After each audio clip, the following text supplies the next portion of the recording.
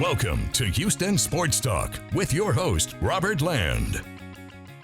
Thanks for checking into the best Houston sports podcast, and joining me for the Texans postgame show is Sports Radio 610 Shaun Bijani. Between the two of us, 40 years combined in sports journalism, 35 years in the Houston sports market. So you guys are in good hands. And Shaun, this was the definition of ugly from both teams. 21 combined penalties, 194 yards between the two teams. The Texans 8 for 94 all by themselves. Yeah. And, to be honest with you, I think we all kind of understood what kind of game it was going to have to be if the Texans were going to go into Denver today and come away with a win. They were going to have to muck the game up a little bit. It was going to have to be a little ugly. That's just kind of the way that, this team has been playing. And until this offense really finds a groove and gets clicking, they did some good things today. The defense really had a monster game. All things considered, it would have been nice to eliminate a lot of the penalties on both sides of the ball, but that's the kind of game that I fully expected if the Texans were going to win today. Unfortunately, they fall short, and you see just how far away really that this team is, not just offensively, but just team wide, is from really competing against some better teams in the NFL. And the Denver Broncos, quite similarly to the Indianapolis Colts last week, really gifted the Texans a lot of opportunities, whether it be penalties themselves, which I think they had 13 of today, turnovers, field position, giving up some big plays, and the Texans just could not do enough. And look, at the end of the day, what you have to realize is that good teams win games like this, and the Texans just aren't there yet. Yeah, I don't think it's as simple as the Texans aren't good enough to stay with teams, because the Broncos and the Colts are supposed to be good teams. Now, maybe they're not. The Colts got crushed by the Jags, so maybe that is not what we thought it was.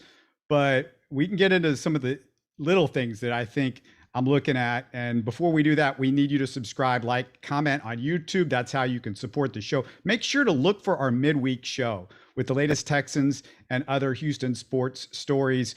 I do other shows along the way, but me and Shaun are going to do one every midweek. So check that out. Let's get into this one, though. We like to take you possession by possession. And Shaun, Texans get the ball first. Two new starting offensive linemen, Kenyon Green, Scott Quesenberry, but Dameon Pierce gets stuffed on 3rd and 2. Broncos stopped at midfield after their first possession. Texans next possession, Pierce hit in the backfield, 3rd and 1. Now, not sure, Shaun, I liked either short yardage call. I don't mind the running calls, but the 3rd and 2 relied on zone blocking and a lot of O-line movement, which I don't like from a group with little to no chemistry. And on the second failed run, it was a bunch of, it was a kind of a bunch I formation that looked really telegraphed. I mean, spread the field out, make them think something else is coming, at least if you're the Texans, because you're not good enough at this point to do that. It's the same mistake they made last weekend in overtime on the 3rd and short play to set up 4th down, in which the Texans punted and settled for the tie. They stacked the box. They had Rex Burkhead in at that point in time last week against the Colts, but they completely telegraphed a run. I think if you think different, then I just don't think you had a pulse in the game and you really understand football. But I know a lot of people do. They're smart, and everybody knew a run was coming last week. Everybody knew what was coming in that particular situation today. And it's something that Pep Hamilton's just going to have to tweak. I really do think that as much as the coaches talk about, players needing to improve and just little things here and there, and Lovie Smith made it a point today, I'd be interested to go back and see how many snaps Dameon Pierce played today. I know he played in 29% of the snaps, I think, offensively for the Texans last week. And that might even be favorable. He wasn't on the field very much, but surpassed his carry load in the 3rd quarter this week from what he had last week against the Colts. So, I mean, that is encouraging.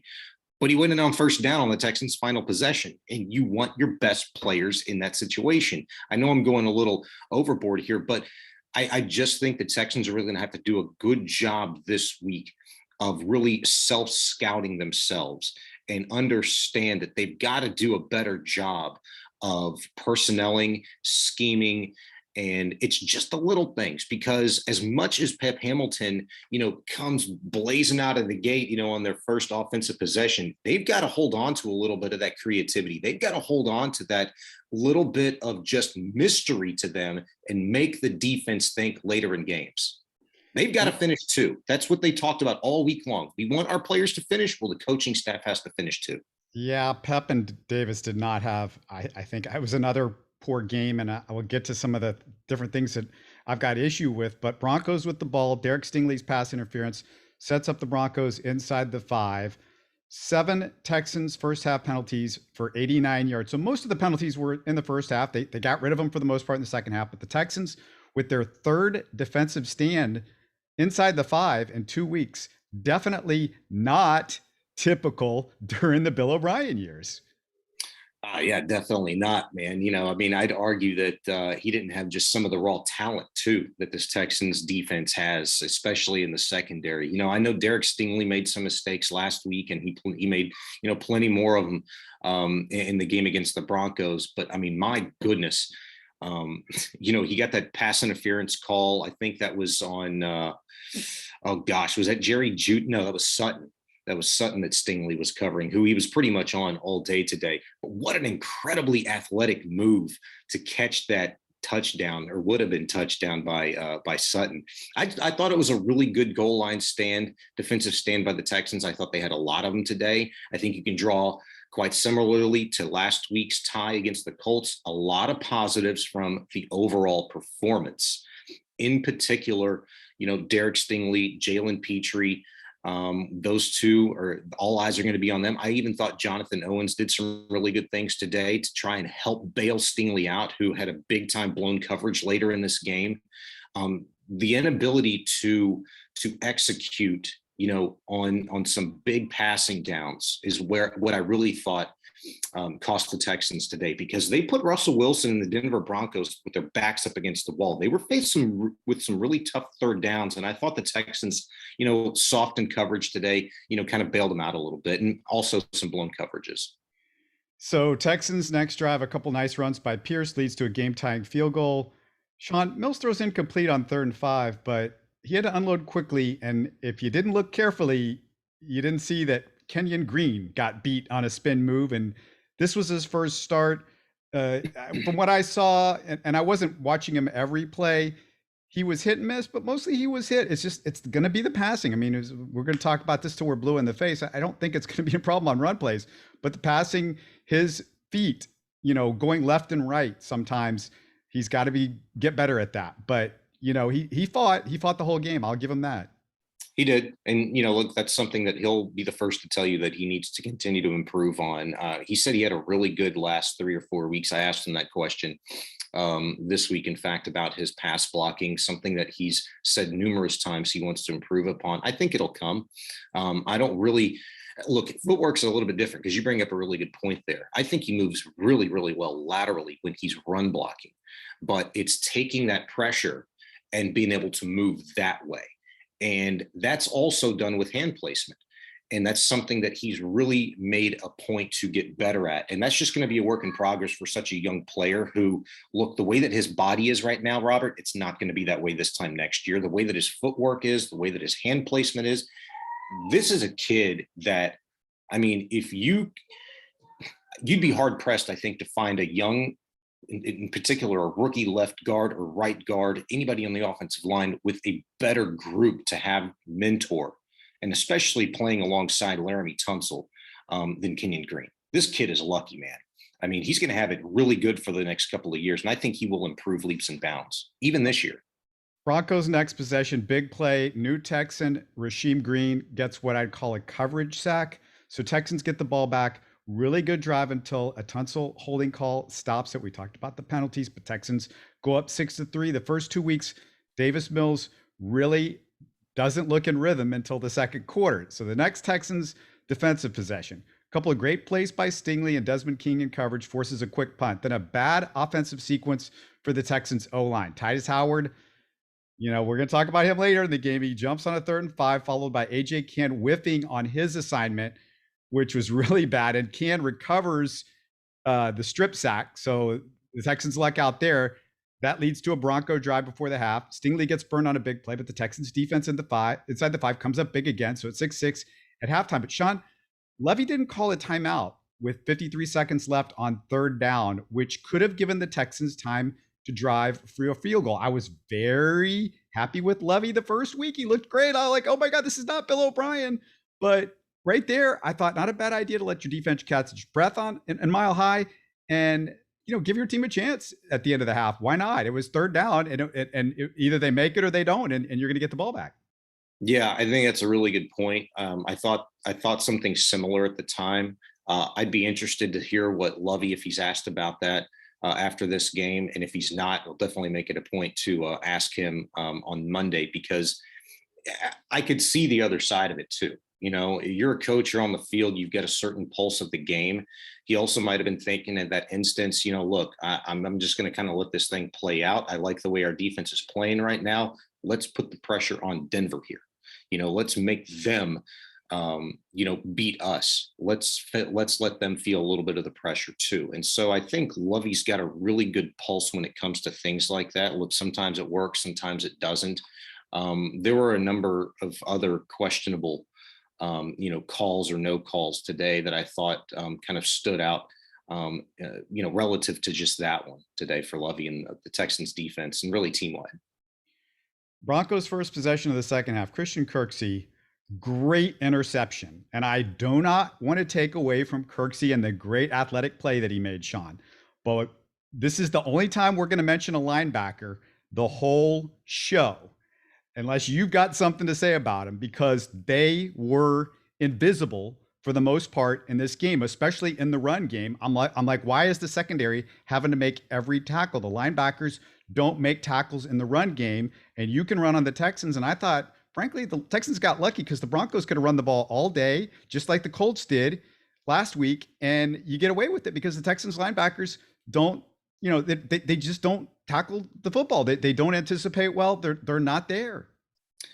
Yeah, and I want to go back and just watch for that in particularly because, having done that even last week, there were just instances where I thought the linebackers just got caught standing flat-footed, and the linemen were able to reach them on the second level, block them up, and completely negate them from making a play. And which is why you saw, and look, it was a lot of the bigger plays in the intermediate routes and deeper down the field, which caused, Jonathan Owens and Jalen Petrie having to come up and make some stops there last week. I mean, leading the team in tackles, those two, I think second and third actually.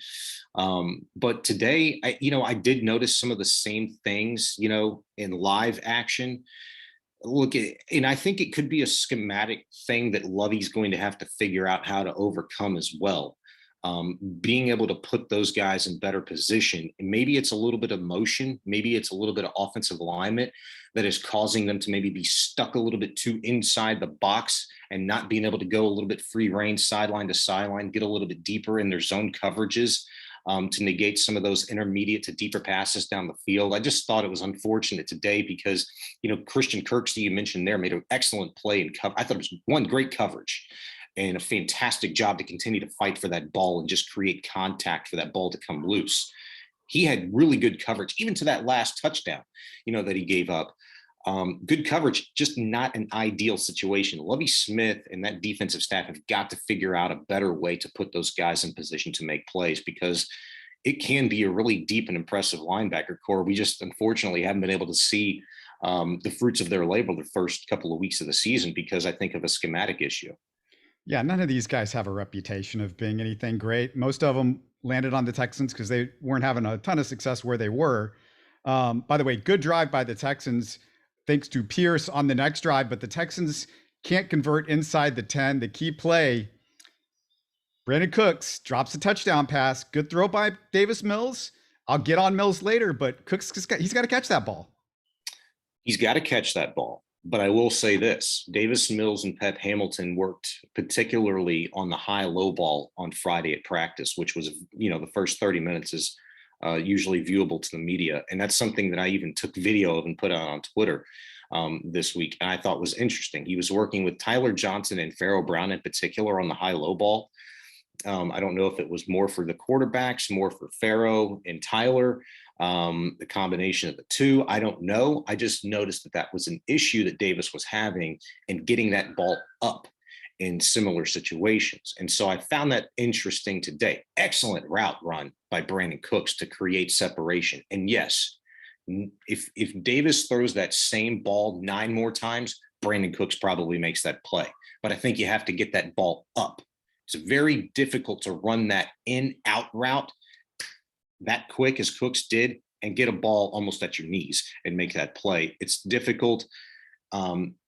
Here's another point too. Davis Mills was, I think, 7th worst last season at making plays going to his left.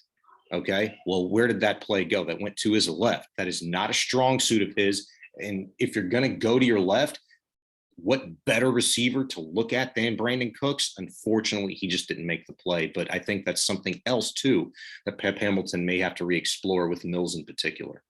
Yeah, we drilled into everybody about Davis Mills not being good going to his left in the preseason. Yeah, he was a little bit down with that throw. I don't care. That's one that Brandon Cooks has got to make. You can't make these perfect throws in the NFL. And look, Davis Mills, I'm not going to worry about him getting the ball a little bit low. The problem with Davis Mills has been everything's high. He misses high all the time. Now the Broncos next drive, Shaun, they get a shot at a 54-yard field goal, get called for a delay of game, and end up punting. Ugly stuff by the Broncos all game long. Texans with the 3-and-out. Mills and Nico not on the same page on a 3rd down throw, which has been an issue with Mills and his receivers. They've got to get on the same, all that work in the offseason about getting on the same page, and it just hasn't happened so far in the first 2 games. Broncos respond with a touchdown drive. Big play.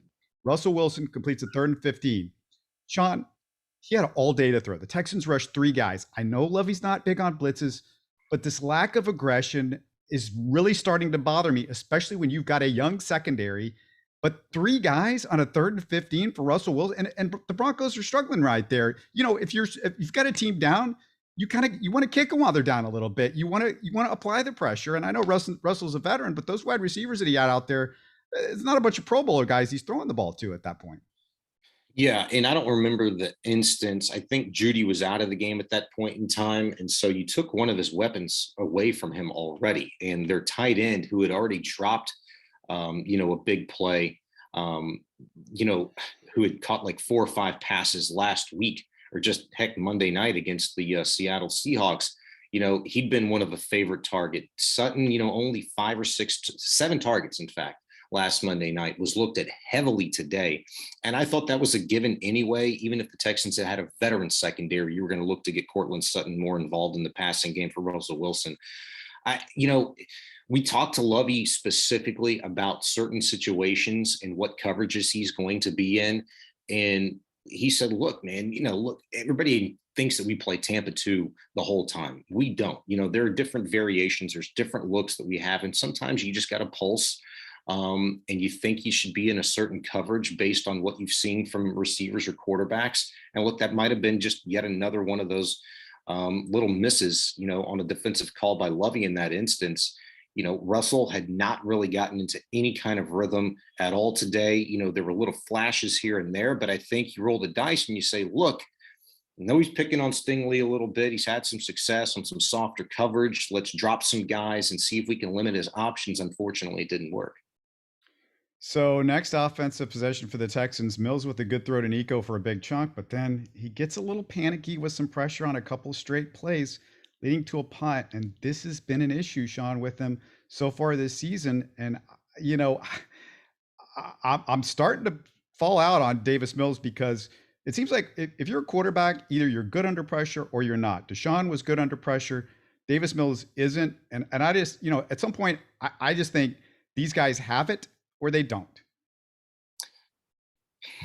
That's fair. 100%. And, I will just say this kind of to that contrary. Mills has not a lot of reps under his belt right now. He's not an experienced quarterback, period.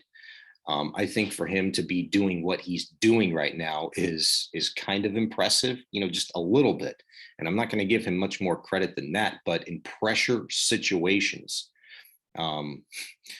it's bad. It's bad, just from even the final possession. And I know we'll probably get to that, but I just thought just a terrible decision making by Mills, and it's something that really you shouldn't have to be a veteran in this league to understand some of the things to not do. I just want to give him a little bit more time. I told you this last week. We talked in particular about pressure situations, overtime, less than 2 minutes, the Texans needing to make a play. And Mills didn't really have a lot of those opportunities last year. Well, back-to-back weeks now, look, he's had opportunities to, come up with a big throw, come up with a big play, and look for somebody else not named Brandon Cooks, who you're trying to force a ball into to make some miraculous catch towards the end of the game. That's something that I think you really need to pay heavy attention to. But after only 2 weeks, just so happens the first 2 weeks of this season, I want to give him a little bit more time before I make a final judgment call, because, youth and inexperience does have a big play in it. He's had 3 fourth quarters in the last 2 weeks, and he's looked terrible in all 3 fourth quarters that he's had.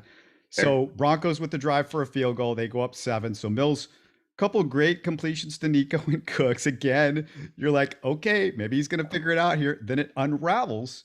Tytus Howard can't take care of the edge rusher. Mills gets sacked. I think everybody will want to point the finger at Tytus, but his guy was lined up really wide. And one thing I noticed, Shaun, and I don't know if people are going to be talking about this, Pharaoh Brown had a chance to chip him. He's outside with him, and his guy's lined up way wide. And just hold him for a millisecond. I mean, as a tight end, I think that's kind of your job right there, is to hold him for a millisecond, but he just runs by him. Yeah.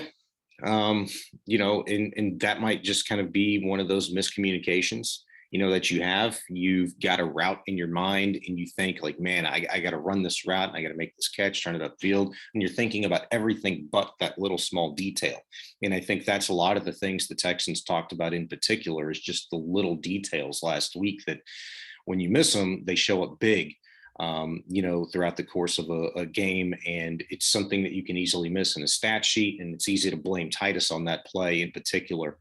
That's just, I think comes with reps, unfortunately. And while they're frustrating, you become more frustrated as a fan, I think, when you have opportunities in games like this that are so close, so ugly, so mucked up, that those are magnified. And those are little things that the Texans are going to have to eventually, clean up. But it's just going to take reps with this team. So 4th down, Mills throws a pass. He didn't even give Nico a chance at it, and it was way over his head. And that's what concerns me also about Davis Mills, because there's too many times where there's a guy on the outside and he's maybe got man coverage on that outside. He's throwing the out routes. He's throwing balls deep. Early in the game, he throws a deep pass, didn't give his receiver a shot at all, throws it way over his head. He had one-on-one coverage there. His receiver definitely bigger than the guy that was the defensive back. And I want to say that was Nico. Like I said, I don't think it was Brandon Cooks. I don't think it was a short guy on that deep shot. And this is a recurring issue with Davis Mills. It's not just the inaccuracy, but it's the ability to give your receiver a chance to make a play on the football. And that's one thing that Deshaun was great at. And we got spoiled by that from him. Sure. But, you just said the key right there, giving your receiver a chance to make a play. What about giving Mills the chance to make a play? I'd be interested in, knowing in instances like that. And even earlier in the game, when Mills looked for Burkhead on the left side for a touchdown pass on a 3rd down situation, why are you looking to go deep with Rex Burkhead in that instance? Like, they had the success that they had today with some of the bigger plays came on crossing routes, over routes, stuff in the middle of the field. And the instance that we're talking about right here, it was 122 left in the game, and he tries to force a ball to Collins, on the right side. Well, I'd be interested to know if Mills actually finished his progression, if he was targeting Collins the whole time there, because I would certainly like a higher percentage throw or just route to be run in that instance. If you're going to go to Collins, a guy that can go up and get the ball and take it away from somebody and make a play, that's still a tough ask in that situation on the sideline right there. because you had three timeouts left in that instance, and you could have very easily looked at something in the middle of the field, a higher percentage play, even for Mills, who has really struggled to make that exact throw. So I'd be interested to know if he finished his progressions in a lot of those instances and what exactly the play calls were. The other thing that I remember from the last couple of possessions, there was a play, I want to say it was third down. You correct me if I'm wrong, but I think this was on the second possession before, I don't know if there's much to talk about at the very end of the game. It was just, I didn't feel like they really had a shot there, but that possession, it was a third down and it was a blitz. And Davis has got to know, you're playing 4-down territory here. I mean, you're getting the ball. If you see that blitz coming, I could see the blitz coming, Shaun. I knew they were bringing guys. So you got to know somebody, you got to be prepared to get it out quickly. And you have to know who your short guy is. And he seemed to be oblivious to all of that. And he was trying to make the big play when it wasn't there. And again, it's these little things that start to add up with him that scare me half to death about him as a quarterback going forward.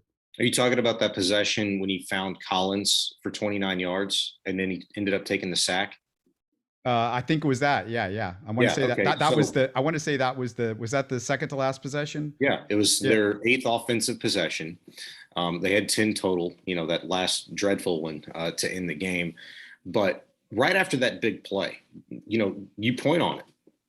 The one thing he couldn't do in that instance is take a sack.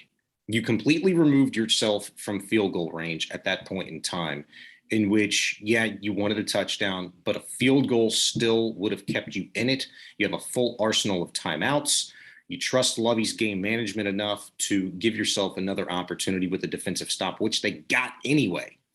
And it was just dreadful. I won't say play calling at all, but I just think dreadful quarterback play in those instances. And that's where I say, look, I just don't think you have to be this, 3, 4, 5-year veteran to understand situations like that. This is something he's been doing all his life. You can't take a sack there. And we talk so much about him being able to get the ball out quickly. Well, he was like the second fastest quarterback last week at getting the ball out. I don't know what he was today, but he had a lot of time to get rid of the ball.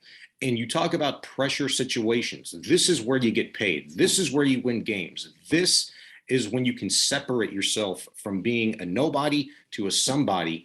And really for 2 weeks in a row, Davis Mills has been unable to do that. And he's crumbled under pressure. That's it. He's crumbled under pressure. I'm not going to kill him for it. I'm just pointing to the facts here. And you've got to be able to show some type of growth. But he took a big step backwards today because he made some terrible mistakes late in this game. Taking that sack, removing your team from field goal range was one of them.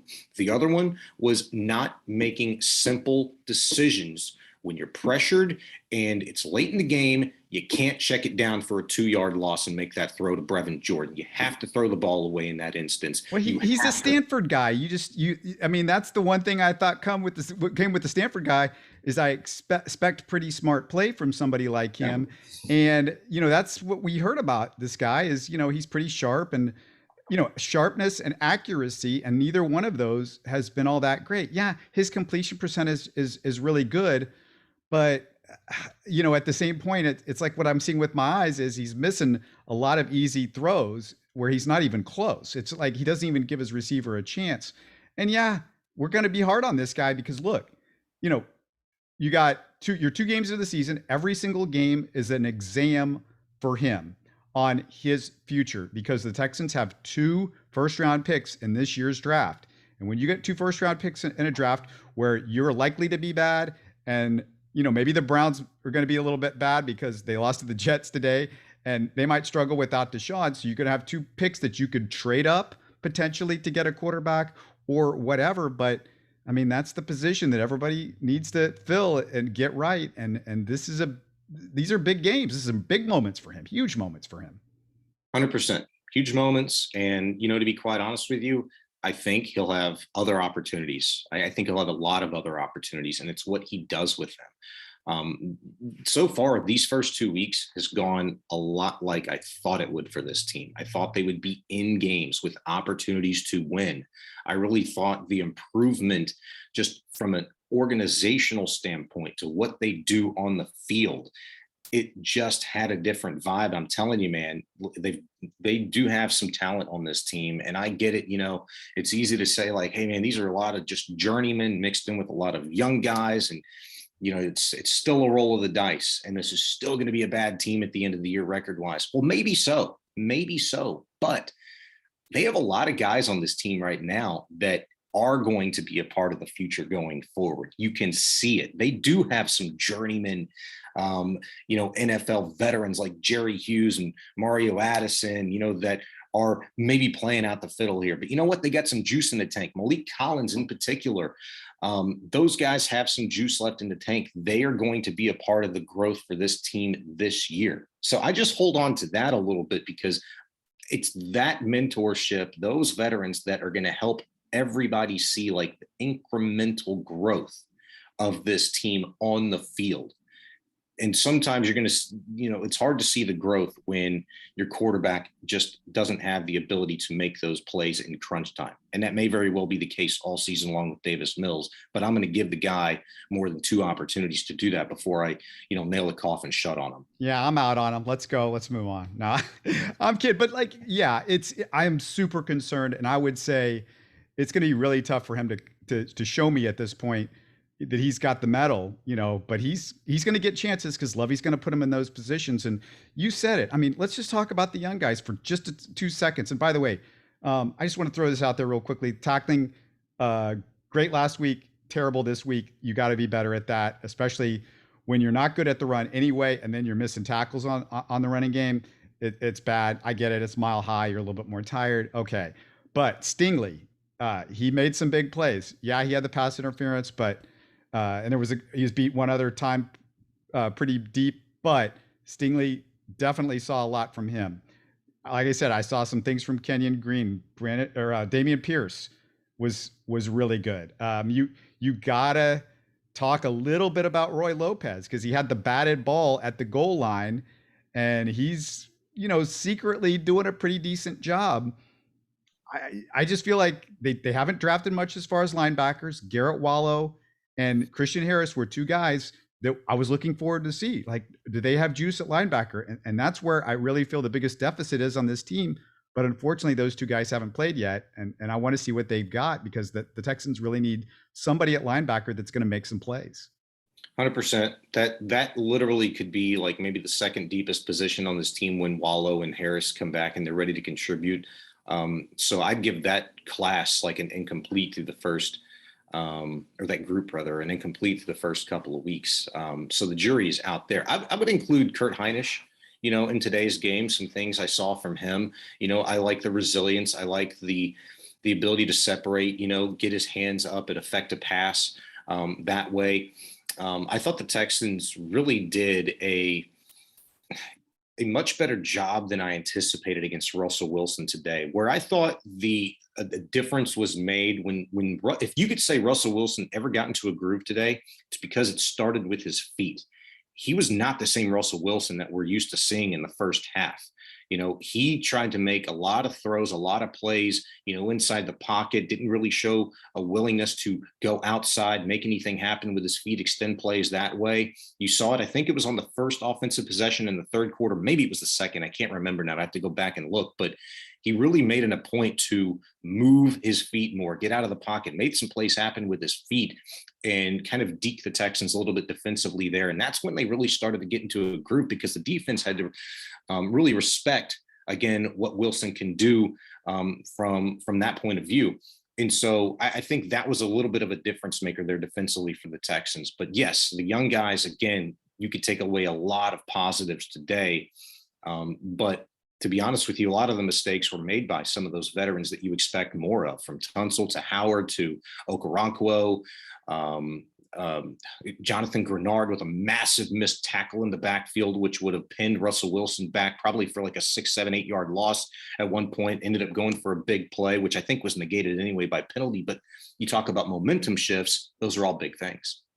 Yeah, Grenard was somebody I was a little bit wondering where he was the whole game. He finally showed up late with the sack, and there was another play that he made in there, but he just didn't put an imprint on this one, and he hasn't put quite the imprint that I was hoping from him. I thought he was going to have a little bit of a breakout year, but if you look at Brandon Pierce or Dameon Pierce, I keep saying Brandon, Dameon Pierce's numbers, just it's not extraordinary, but 15 carries, 69 yards. It's 4.6 yards a carry. That's pretty good from an Yeah. NFL running back. And, one thing I will say that they corrected from one week to the next was the order was sent down. Pierce is going to play. He is going to run the football. And that's what happened. And I just want to see a couple more corrections. We got about 60 seconds to go. Last points for you. One in particular on Pierce, I think if he's able to stay healthy by season's end, we're talking about what an incredible number he's put up in terms of yards after contact. That guy runs pissed off. He runs angry. He's got such a quick, explosive burst. The guy's going to be phenomenal by season's end. And it's a progression with him. Maybe they've treated him a little bit with some kid gloves, so to speak, in terms of his usage. We certainly saw the increase today from week one. However, I think you're going to continue to see that progress as long as he shows the ability to get better in terms of being a guy that can pick up a blitz, being a better pass blocker, and being trusted out of the backfield as a pass catcher, which he looked pretty solid on today. Running the rock ain't a thing with him. I mean, he just runs hateful. So I think it's going to be very fun to watch him the rest of the season and just continue to look for Davis Mills and his efficiency, which he talked about quite a bit himself. I want to be able to see this guy take big steps going forward, growth-wise in crunch time. And I just don't think we're going to see that. I think it's going to be incremental if we see any growth at all. Texans fall to 0-1-1. Tough one. They're keeping them close, so that's good. It should be fun for the year if they can continue to do that.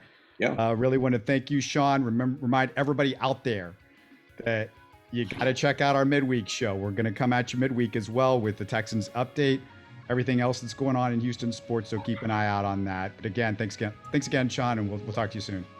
Thanks, Robert. Yes, sir. You're listening to Houston Sports Talk. Hey, you can support the show by subscribing on YouTube and commenting on the videos. Listen to Houston Sports Talk on Spotify, Apple, Stitcher, and Google. Don't forget to tell a friend and share our show on social media. Spread the word, everybody. Thanks for listening.